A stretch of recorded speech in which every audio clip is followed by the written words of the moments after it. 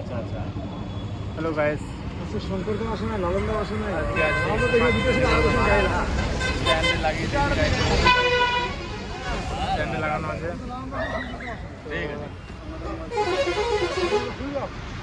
আজকে ওয়েদারটা খুব সুন্দর, মেঘলা ওয়েদার, বেশি রোদ নেই, বৃষ্টি হচ্ছে দেখতে পাচ্ছেন। ওই যে পাহাড়, পাহাড় ওইদিকে দেখা যাচ্ছে না, দূরে আছে। আর এই যে ওর নাম হচ্ছে দিলীপ সিং, আসছে। তো তোমাদের ভিডিও ভালো লাগলে লাইক, সাবস্ক্রাইব, শেয়ার করে দিও। क्या करेगा, बस में देखे सब लाइन खराब कर दिया। দাড়ি বাড়ি কাটতে হবে।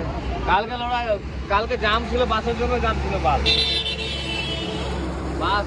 জন্য বাস জাম ছিল। বাস যাচ্ছে, বাসের পিছনে অনেক গাড়ি। बाबा धाम का गाड़ी आ रहा है। हम लोग अभी सिलीगुड़ी से आए, नाइस वेदर। सब यहाँ बसे আছে কম্পিউটার বাপি